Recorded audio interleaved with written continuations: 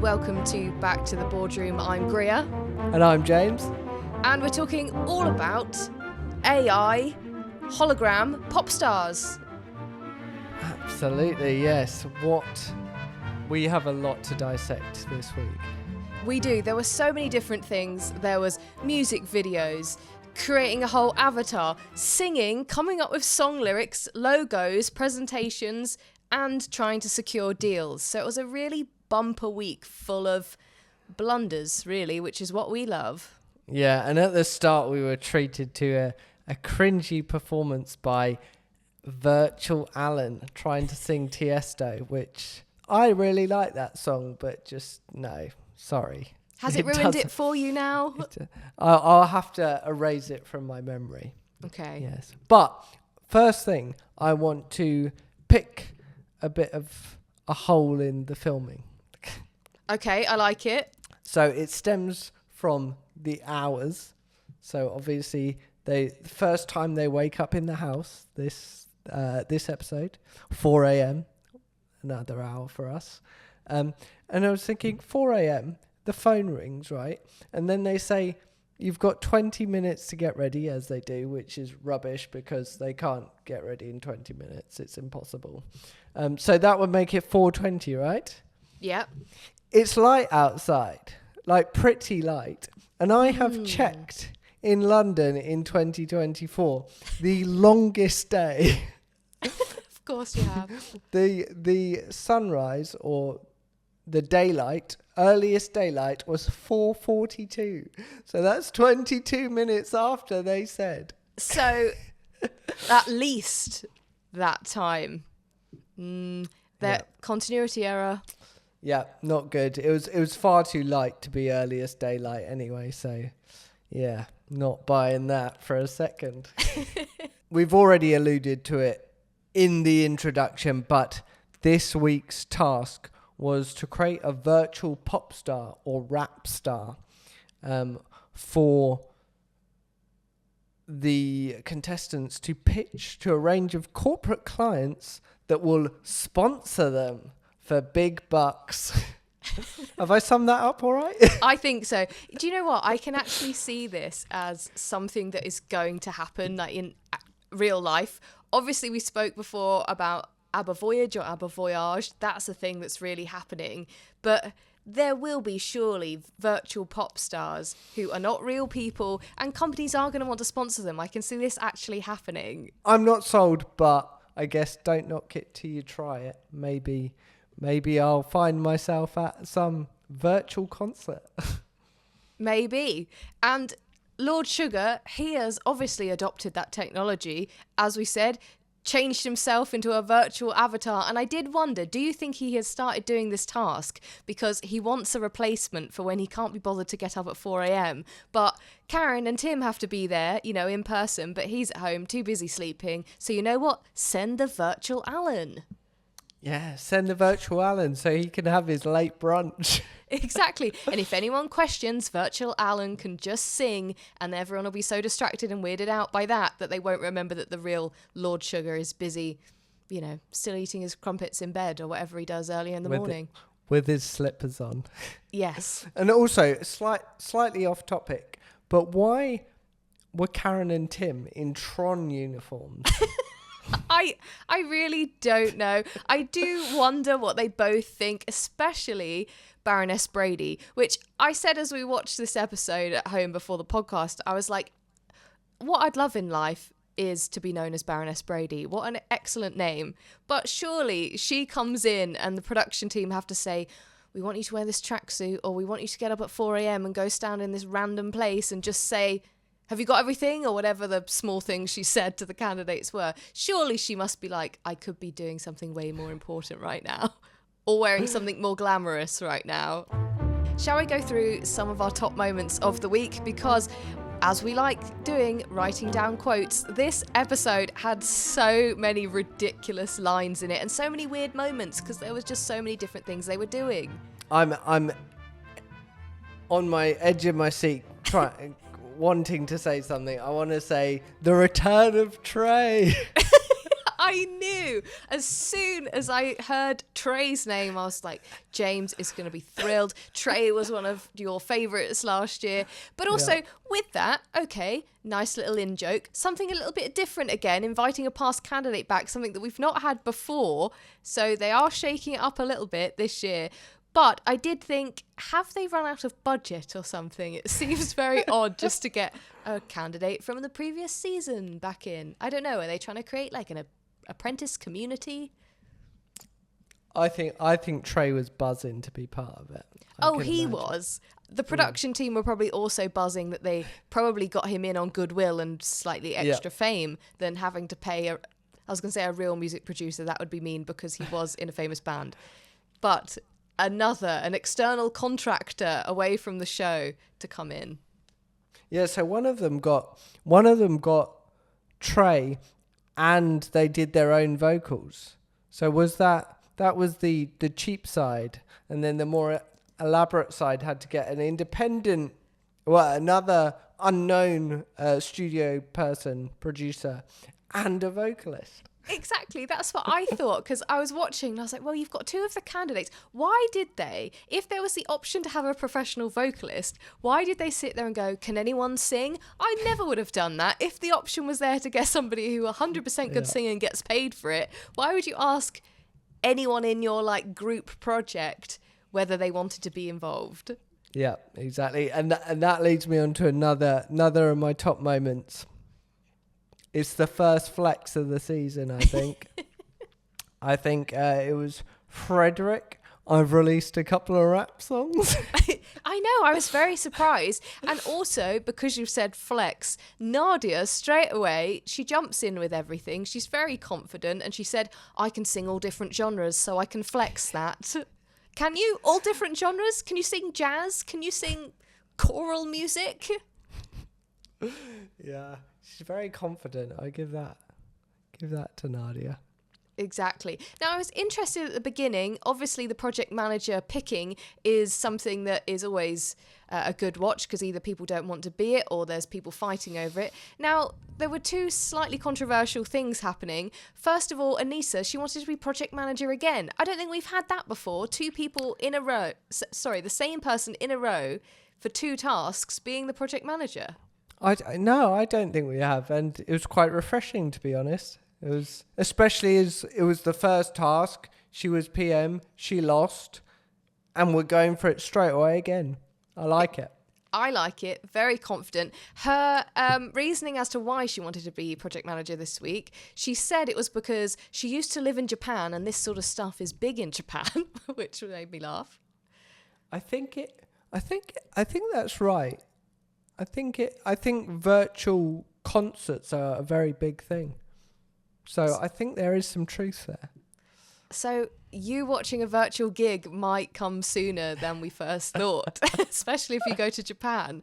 But I did like that. I liked her style. She kind of wanted to get straight back on the horse and give it another go. And everyone was like, yep, you know what? We don't want to be project manager. We're a bit scared. So go for it. But that wasn't the biggest controversy with the project managers this week. I could not believe in the other team that, okay, Amber Rose really wanted to have a go, but Jordan was there. He's a 3D animation artist. No one voted for him, and she didn't pick him for sub-team leader either. I know. I thought I can get why you wouldn't pick Jordan in the first case, but then when was it Liam said, look, I think you're making a mistake. Even though I've been picked, this is the better choice. No, stuck to your guns, and I think that was, not wise. Not really. I think that's something that Amber Rose did throughout the whole show, really. Wanted to do things her way, went to sort of say, be quiet, please let me and Frederick just talk together while you two sit over there, was a bit of not a good one. Can I put my hand up to speak? It was a weird one, obviously, because first of all, the lyrics were kind of off. I had written here, someone was trying to say, hey, can I have your attention? I was just waiting for, can I have your attention, please? Or something in like a supermarket shop. But also, look at me in that dress. Is that very empowering? I didn't feel very empowered by that line. Yeah, not too sure. But I don't know. The hook was definitely better than the others. But talking about dress and how the character looked, another one of my top moments was actually from the other team, the focus group. One of the people in the focus group said the clothes are relatively trendy. I like that. It's very polite. Yeah. I also like somebody said it's not giving Taylor Swift, it's giving pensioner. Which was good. She did look a little tired, and I mean, fine, if she feels empowered, great, you go for it. Bammy, was that her name? Like Barbie? Bammy. Yeah, I mean, go for it, but I don't know if she's going to sell out the whole of the O2. I also thought, looking at the music videos, the whole Bammy female empowerment, she did a lot of swimming, sort of. It wasn't necessarily dance moves, it was just front crawl. Yeah, I was going to say that. Alan Sugar, Lord Sugar, noted that she was doing breaststroke. Exactly. Very interesting move. I think because they had so much to do, there wasn't a lot of time to have sort of a cohesive idea on both teams. I think that was clear. Okay, they're always going to come up with something bad, but I do think the time restraints on this task were particularly difficult because they didn't have clear direction from anyone on either side. I mean, Amber Rose put, hang on, I really want you to put money on the logo. Oh, no, wait. Please don't put any money on the logo straight away. And then the other team, Bammy, they were talking about, oh no, we should have a microphone instead of the eye. Oh no, we shouldn't. And it was just a bit of a mess the whole way round. Definitely. I think a positive spin on it. I think neither song, if you ignore the AI distortion, neither song was a complete disaster. And making music's hard. So yes, they did a decent job given the time limit overall, I think. That's true. You're being your positive self again. Yeah, putting that positive spin. I know I keep going on, but one more funny moment for me, because I love my cars. And Alfa Romeos. Oh, yeah, God. they were not impressed. No, having to be picked up on that as well by the people from the brand.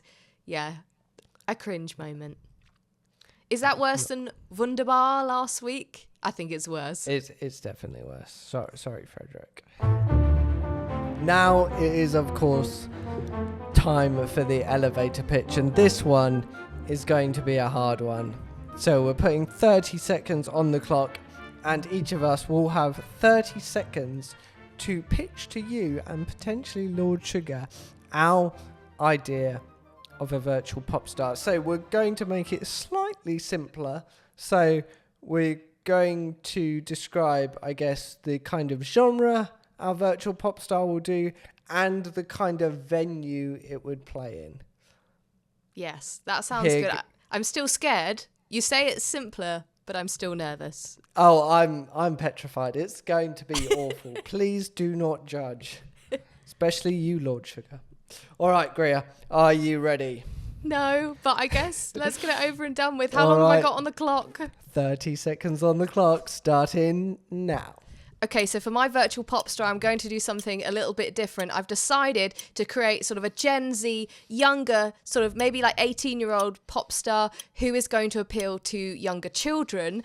They are going to sing pop hits. If you can do covers of like the big songs at the moment, Taylor Swift, people like that. If not, something that sounds like that. And they could go around to different schools or local areas, getting sort of school trips to go, and then you can use the sponsorship opportunities as ways to advertise to their parents. Okay, there you go. There's my really quick pop star idea. Very nice. Oh, difficult. It's a hard one. I know we've laughed at Fred and Nads, but when you have to do this in 30 seconds, maybe we when feel you're a on little the bit spot. of the stress. Yeah, absolutely. Okay. Thank goodness we James? don't have to sing. Yes. Oh, well, thank goodness you didn't make the elevator pitch this week. Us singing, no one would listen. Oh. Right, getting the timer on. Ready? 30 seconds, James, on the clock. Ready? Yeah. 3, 2, 1, go. So my virtual pop star is actually going to be a country singer, and they are going to play in all barns around the country. I don't know why. Open space, so a lot of people can come, sit on the hay and be serenaded by country covers of popular songs by this virtual pop star. And they can party under the night sky. Don't know how that would work. That sounds fun. You're at time now. You actually always do our elevator pitches in great time. You're speedy. Last week I was laughing when I listened back to you saying, "Put it on, Halloumi, do it now." And this week I sit on the hay. Sit on the hay. I like that. That's good. I like your point about more people can come along being outside. Endless ticketing. Not sure how the projection would work, but hey ho, doesn't have to be feasible. True. But good ideas. So as always, please let us know on our Instagram at Back to the Boardroom whether you preferred my idea or James's idea, and we're going to hopefully maybe keep a tally and see who wins the elevator pitches at the end. So let us know over on Instagram. Now it's time to go back to the boardroom, where there was a lot of finger pointing and blaming this week. As always, I was quite surprised to see who would win. It's not a clear winner at this stage. We had Anissa's team. They said that they liked a problem with the look, but they did like the overall message and the concept. And the other team, they got 3 brand deals, 3 sponsorship deals, but ultimately it was Anissa's team that won with Bammy and her female empowerment and front crawl or whatever, breaststroke. Breaststroke. I was really concerned that they wouldn't win due to the very odd exclusivity kind of deal with a 1-year release clause, which I found odd, that I don't think we've seen on The Apprentice before. Something different, but they punished it by giving only 1 year, which is fair enough. It was a weird one. That was sort of, I don't know. It looked like they didn't know what they were doing with the deal. They just offered it. And then when Lord Sugar clarified in the boardroom that usually with these deals, you're not actually signing that big number, they put a release clause in because then they can break it. Otherwise, why would they put it in? So you're only getting a small amount of the money. The team seemed a bit shocked that that's actually what would happen, which was a little bit worrying if Lord Sugar wants these people to be good business people. Exactly. But despite that, a convincing win. I think it was about 215,000 compared to about 112. Yeah, if I'm right. Definitely. So they got 6 brand deals or would have invested, and the other team got 3, so it was double. Amber Rose, obviously, her team was being brought back into the boardroom, and I don't want to steal what you're going to say. New cafe, yes. Another one on our list to go and visit. Exactly. I can't remember all of them, but Lisa's Cafe has its first appearance. I like it. Lisa's Cafe, the whole episode is about female empowerment, so go Lisa and her cafe, even though it looks drab. Sorry. Sorry, I interrupted you. You were saying. That's all right. I was just going to say that Amber Rose, her team was obviously the ones to come back into the boardroom this week, and I'm going to be honest, I was quite pleased that Nadia came back in because she just seems to be sort of bulldozing everybody's conversation and somebody needed to pick her up on it. So it was Amber Rose, Nadia, and also Ivan that came back. Yes. And at this point, I was pretty convinced there'd be a double firing. I thought so too. And we had done our predictions. You asked me last week how many double firings we'd get, and I said 2. So I was hoping we'd get a double firing because that would mean one came earlier in the series, and then we could get one later as well, and I could win. Yeah. But no cigar. And to be honest, I didn't expect Ivan to go. Me neither. It was an odd one. Lord Sugar kind of did what he did last week and just picked someone that maybe hasn't been speaking up as much, which it's kind of unfair. But I guess at least he must have thought that Nadia gets involved. She gets stuck in. She tries to sell and does sell. So, yeah, a very strange one. And also the feedback from Amber Rose, I thought he might go with her too because she obviously was telling people to be quiet, put your hand up, and some people said they'd never been spoken to like that in a professional setting ever. So Yeah. I don't know. What did Ivan do? Not enough, apparently. Exactly. So I Yeah. was really surprised. I think I hope it's not 3 in a row. Next time, I hope it's not the person who has done nothing. Yes, he needs to switch it up. We need an antagonist to be sent home next week. Exactly. As we were talking about the boardroom, I have to say the secretary not been doing her work. I'm very disappointed. Both at the start and at the boardroom stage, the secretary was using the same 2 charts as in the first episode. What are you doing? What is Lord Sugar paying you for?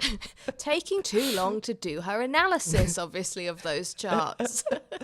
They were coloured, so it was not all Okay. bad. She was concentrating on the aesthetics of the spreadsheet this week rather than perhaps the hard data like last week. Yeah, exactly. We'll let her It's off. got to look nice. Exactly. And I know the other thing that you desperately want to talk about in the boardroom is the treat again this week, because I don't think it was very good either. Do you know what? I think I prefer last week's. Exactly. Just a nice bit of Prosecco and a time to put your feet up. But no, you have to go and do some odd karaoke. Yeah, it was like be a rock star or something. Not my cup of tea. I guess the team looked like they were enjoying it, but were they playing up for the cameras? Probably. I don't know. They have to go and do it, whatever it is. So I guess someone had to be stood there singing along and playing on some instruments. But yeah, I miss the days where they used to fly them out to places or go to a West End show or a fancy restaurant. But oh no, Exactly. now there's just... Do you know what? I've just decided right now I'm going to rate all of them against Yes. each other. So Okay. it's not going to be a numeric rating. It's just going to be ordered. And currently, House is above Rockstar. Definitely. I agree with you there.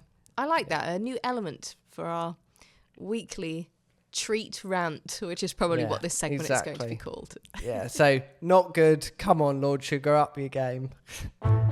Now it's time for some Apprentice news. Now I've got something that I'd like to get off my chest in the Apprentice news this week, because I've gone on to have a look at what there is there any gossip, is there any interesting behind the scenes detail, and now there are so many articles across tabloids and online publications, right, that are claiming that this episode is the worst episode of The Apprentice ever.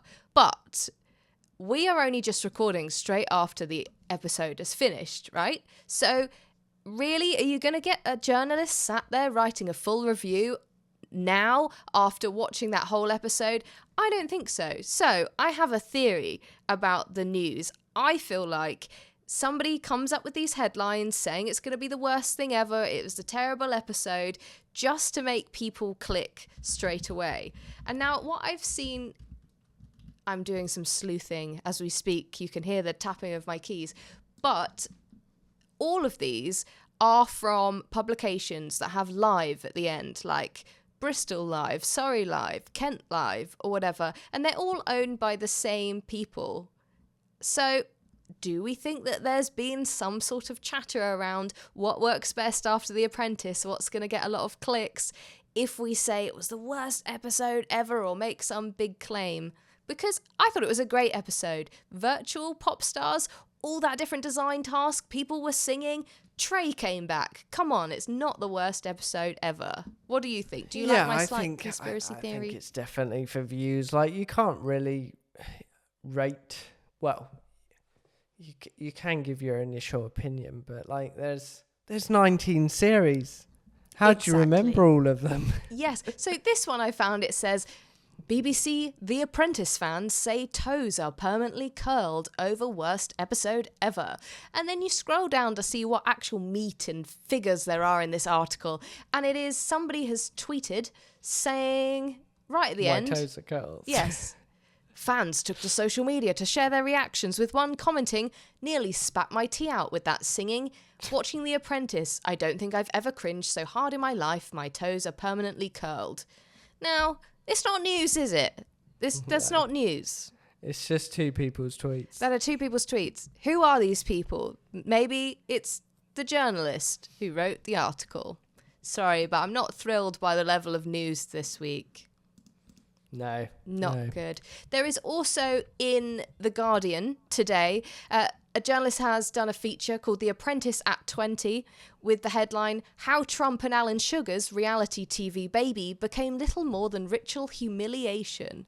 Whoa, big words. We've thrown the Trump in there when really it's all about Alan Sugar. Come on, you cannot compare.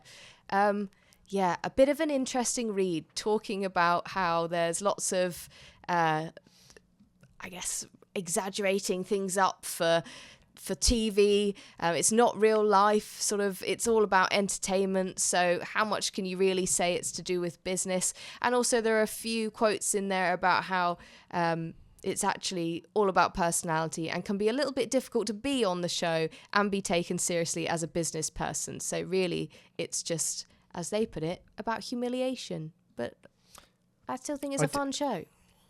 Yeah, definitely. I do think it's a fun show. I think I guess over the 20 years, social media's kicked off. So I think the show's probably evolved to be more entertaining and less business-like. I think so. If you think about it, so 20 years ago, it came out in 2005. The TV at that time was so...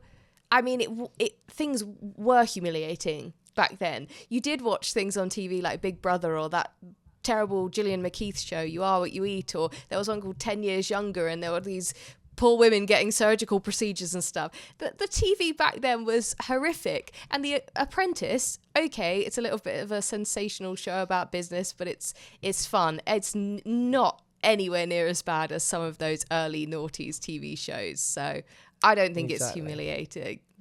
Just to give a frame of reference, the first iPhone came out in 2007. So pre-iPhone. Exactly. Not many smartphones, maybe if any.